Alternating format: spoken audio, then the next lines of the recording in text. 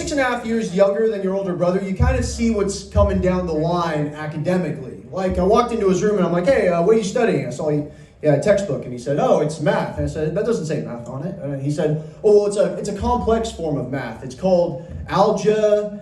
He's trying to, like, you know, bait me, get me to guess what genre of math it is, you know? And so I say, and so he's like, I'm like, algebra, I don't know. He's like, algebra, you know, what women wear. And so I take an innocent, naive, first grader guess. Algebra boobs? I don't know.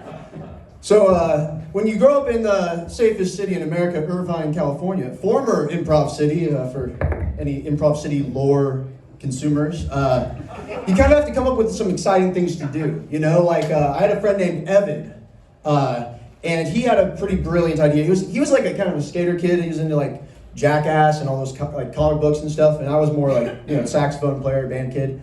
And but I was an actor, you know. And he had a great idea. He's like, hey, Bryce. I said, yeah. How about at night when cars are driving down the street, I'll lay down on the grass on the side of the road and you pretend to beat the crap out of me. So I'm like, dude, this is the role of a lifetime. I'll pretend to beat the crap out of you. And so we did it. We wait for cars to show up. Okay, get down. Boom, boom, boom, boom. And I just beat the, like, fake fight, you know? Like, pretend like you're beating the crap out of him. Oh my God, oh God. We got so many, like a myriad of reactions. It was exciting. Although, it did backfire on us when we got down, we were doing our thing, and I see coming down the street, red and blue lights. Woo, woo, woo. You know what happened next. I booked it. I think Evan didn't get the memo. He was sitting there with his jacket still on the ground. But then when he looked up, he booked it too, hopped over the stone henge, and we were off on our way back to his house. So, I was a precocious kindergartner, as you can tell from my performance. On my first day back from kindergarten, my mom asked me, she said, Bryce, how was your first day of kindergarten? And I said, Mom, I need you to tell me something, and I need you to tell me it right now. She's like, ooh, what? And I say, I need to know everything about everything, and I need you to tell me it right now. And don't leave anything out. Well, sweetie, I don't know everything about everything. What? What kind of mother are you? You're supposed to know everything. I'm 26, don't worry. I know you don't have to know everything as a parent. I'm not one yet. But I know. Oh, I have a grandfather. He's getting kind of, my last grandfather on my dad's side, he's getting up there. He's crazy. We went out to dinner with him and we're like, what's your earliest memory? He's like 88, 89. He's like, being pulled in a wagon by a horse. I'm like, is this a Tom Waits song, Poppy? You know, oh, my pony knows the way back home.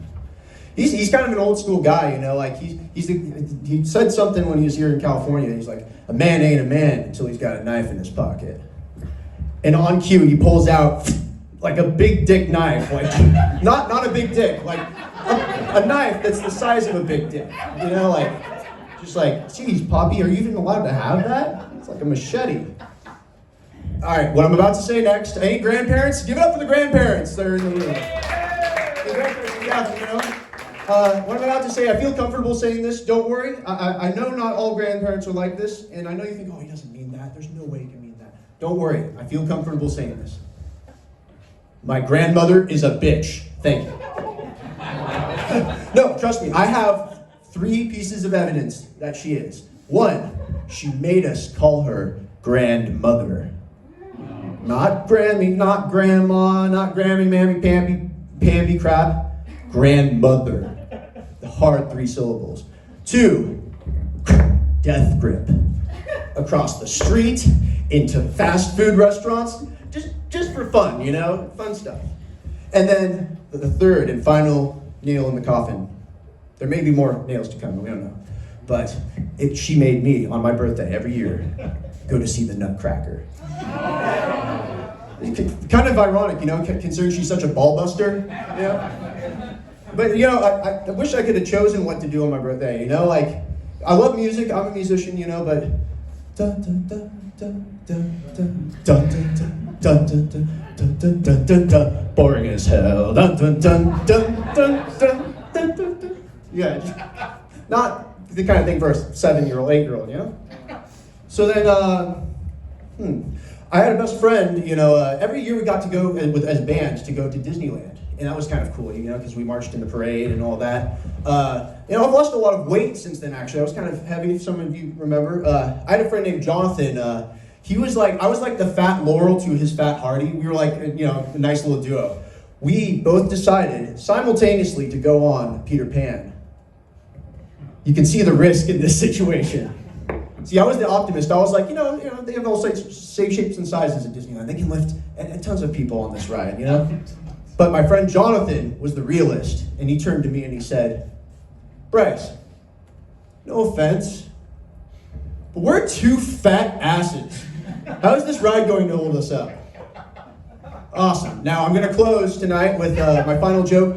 Now, I know, correct me if I'm wrong, PG-13 means I am allowed one F word. I want some applause if it's okay if I say that F word. Awesome, thank you. It's a hell of a story, too. I'm glad I'm closing with this. When you hear your parents swear for the first time, it's a visceral experience, right? Yeah. It's kind of like gnarly, right? You never forget it. Well, my brother and I were, I think this was towards Thanksgiving. We were having a fight. There was pasta, I think garlic bread, and salad. Mind you, this salad was dressed. And I don't know what caused the fight. I might have hit him, and then he does the typical older brother thing of going, "Ow, you dick!" And then he punches you back 10 times harder. So we just started throwing food everywhere. Pasta, bread, salad dressing. It was just all over the kitchen. Insane.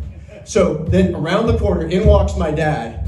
He gets a look of the scene. Pasta everywhere. It's a mess, a complete mess. And I will never forget what he said and the way he said it that night. Are you ready? Yes.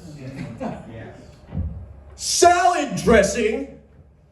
You fucking idiots!